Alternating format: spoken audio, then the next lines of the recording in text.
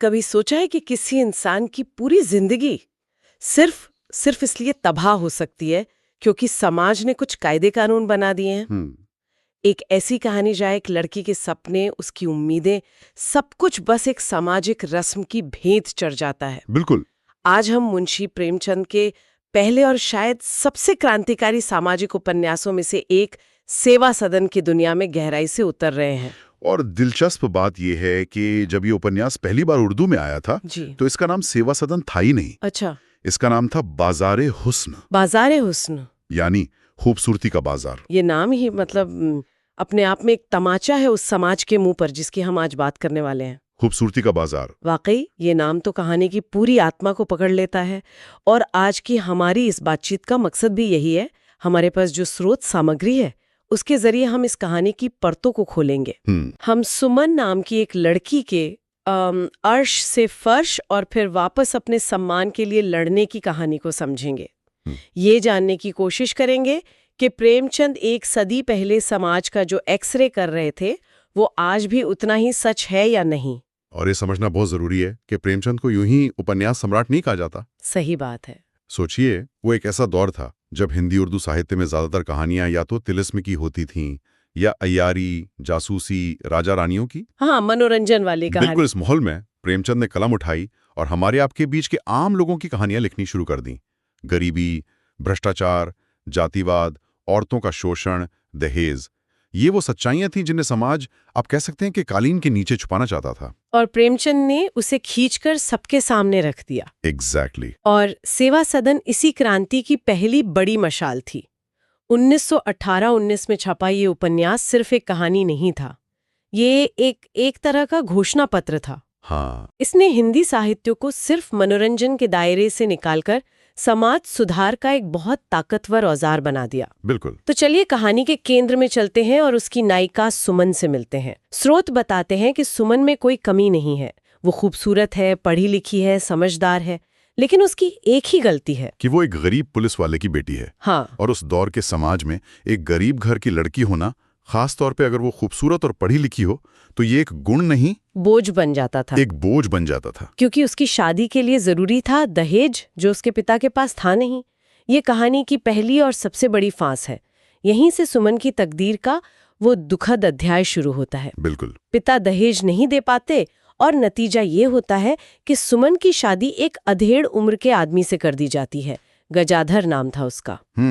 वो आदमी न सिर्फ उम्र में बहुत बड़ा है, बल्कि स्वभाव से बेहद रूखा, शक्की और गुस्सैल। बहुत गुस्सेर। शादी के बाद सुमन की जिंदगी एक जेल बन जाती है। स्रोत में जो शब्द इस्तेमाल हुए हैं वो दिल पर लगते हैं। न प्यार, न सम्मान, न समझ, कुछ भी नहीं। कुछ भी नहीं। उसे हर दिन सिर्फ ताने और बेइज्जती मिलती है। उसका पति उस पर शक करता है, उसके हर कान में नुक्स निकालता है। मतलब वो एक जिंदा लाश बनकर रह जाती है। और यहाँ एक बात जो समझनी पड़ेगी वो ये है कि प्रेमचंद सिर्फ गजाधर को विलेन की तरह नहीं दिखा रहे हैं। अच्छा। वो एक व्यक्ति से कहीं ज्यादा बड़ी चीज पर उंगली उठा रहे हैं। कहानी का असली और पहला विलेन तो दहेज प्रथा है। सही बात है। वो एक ऐसी सामाजिक व्यवस्था है जो सुमन जैसी लड़कियों की जिंदगी का सौदा उनकी शादी से पहले ही कर देती है। गजाधर तो उस सड़ी हुई व्यवस्था का एक प्रोडक्ट है, एक लक्षण है, बीमारी नहीं। वाह। बीमारी तो वो सोच है जो एक औरत की कीमत दहेज से तय करती है। ये बहुत गहरी बात है। यानी पति का व्यवहार तो बस उस जुल्म का अगला पड़ाव है जो समाज ने दहेज के रूप में पहले ही शुरू कर दिया था। और सुमन इस जुल्म को बर्दाश्त नहीं कर पाती। रोज रोज की घुटन और अपमान से तंग आकर एक रात वो एक ऐसा कदम उठा लेती है जो उस दौर में कोई सोच भी नहीं सकता था। वो घर छोड़ देती है। वो अपने पति का घर छोड़ देती है।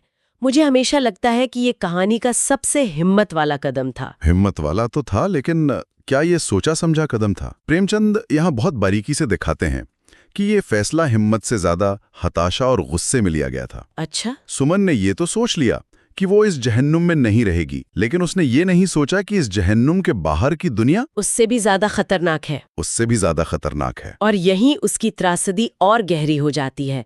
उसका घर छोड़ना एक विद्रोह तो है, पर एक अंधा विद्रोह है जिसका कोई नक्शा उसके पास नहीं है। और यहीं वो सवाल उठता है जो स्रोत में भी पूछा गया है और जो आज भी उतना ही मौजू है। समाज एक अकेली बेसहारा औरत को कहाँ जीने देता है? कहीं नहीं। सुमन के पास कोई ठिकाना नहीं है, कोई रास्ता नहीं है। वो अपनी एक पुरानी पड़ोसन भोली बाई के यहाँ पनाह लेती है, ये जाने बिना कि भोली बाई एक तवाइफ है। और धीरे धीरे हालात, मजबूरी और समाज की बेरुखी उसे उसी अंधेरी गली में धकेल देती है। वो सुमन से सुमन बाई बन जाती है। और यहीं हम उपन्यास के मूल नाम बाजारे हुस्न पर वापस आते हैं। प्रेमचंद समाज के पाखंड को बेनकाब कर रहे हैं। ये कैसा बाजार है? इसे चलाने वाले कौन हैं? समाज के वही इज्जतदार पुरुष जो दिन के उजाले में तहजीब और संस्कृति की बातें करते हैं, और रात के अंधेरे में इसी बाजार में खरीदार बनकर आते हैं। और फिर सुबह होते ही उसी बाजार में बैठी औरतों को गिरी हुई और बदचलन कहते हैं। ये जो दोहरा चरित्र है, यही प्रेमचंद का असली निशाना है। ये तो कमाल का पाखंड है। स्रोत की एक लाइन इस पूरे ढोंग की पोल खोल देती है। समाज खुद गुनाह करवाता है और फिर उसी इंसान को दोषी ठहराता है। बिल्कुल। लेकिन यहाँ एक सवाल मेरे मन में आता है, क्या हम सारा दोष सिर्फ समाज पर डाल सकते हैं? क्या सुमन के अपने फैसलों की कोई भूमिका नहीं थी? बहुत अच्छा सवाल है ये। और प्रेमचंद इसका जवाब सीधे सीधे नहीं देते। वो पाठक को सोचने पर मजबूर करते हैं। वो दिखाते हैं कि हाँ, सुमन ने फैसले लिए, घर छोड़ने का फैसला उसका था, भोली बाई के यहाँ रुकने का फैसला उसका था। लेकिन प्रेमचंद ये भी दिखाते हैं कि उसके पास विकल्प कितने कम थे। सही है। जब उसने घर छोड़ा तो क्या उसके मायके वालों ने उसे अपनाया? नहीं। क्या समाज के किसी और शरीफ घर ने उसे पनाह दी? नहीं। जब एक औरत के लिए सम्मान से जीने के सारे दरवाजे बंद कर दिए जाएं, तो उसे उस रास्ते पर धकेल दिया जाता है जहां शायद वो कभी जाना नहीं चाहती थी। मतलब? तो ये व्यक्तिगत विफलता कम और समाज की सामूहिक विफलता ज्यादा है। मतलब समाज ने उसे कैसे चक्रव्यूह में फंसा दिया जहां हर रास्ता उसी अंधेरी गली की तरफ जाता था। एग्जैक्टली। तो अब सुमन उस दुनिया में है, उसके पास पैसा है, शोहरत है, बड़े बड़े लोग उसके कोठे पर आते हैं। बाहर से देखने पर लगता है कि अब तो उसकी जिंदगी बेहतर हो गई है। लेकिन क्या सच में ऐसा है? बिल्कुल नहीं। ये एक छलावा है। प्रेमचंद दिखाते हैं कि उसे दौलत तो मिली, लेकिन वो चीज खो गई जिसकी उसे सबसे ज्यादा जरूरत थी, आत्मसम्मान। लोग उसकी कला की, उसकी खूबसूरती की तारीफ करते हैं, लेकिन कोई उसे एक इंसान के तौर पर इज्जत नहीं देता। वो सबके लिए महफिल का एक साज है, एक वस्तु है जिसे इस्तेमाल किया जा सकता है, खरीदा जा सकता है। ये जिंदगी बाहर से जितनी चमकदार है, अंदर से उतनी ही खोखली और अंधेरी है। और इसी खोखलेपन का एहसास एक दिन सुमन को बुरी तरह से होता है। ये उसकी जिंदगी का दूसरा बड़ा टर्निंग पॉइंट है। स्रोत में इस लम्हे को बहुत खूबसूरती से पकड़ा गया है। उसे एहसास होता है, ये जिंदगी मेरी नहीं है, मैं इससे बेहतर की हकदार हूँ। ये उसका आत्मबोध का क्षण है। हाँ, ये उसका आत्मबोध का क्षण है। उसे समझ आता है कि दौलत और शोहरत की ये चमक नकली है और असली खुशी अपनी नजरों में उठने में है। और ये आत्मबोध ही उसे वो ताकत देता है जो उसके पहले विद्रोह में नहीं थी। अब वो सिर्फ हालात पर रिएक्ट नहीं कर रही है, हाँ, बल्कि सोच समझकर अपनी जिंदगी की दिशा बदलना चाहती है।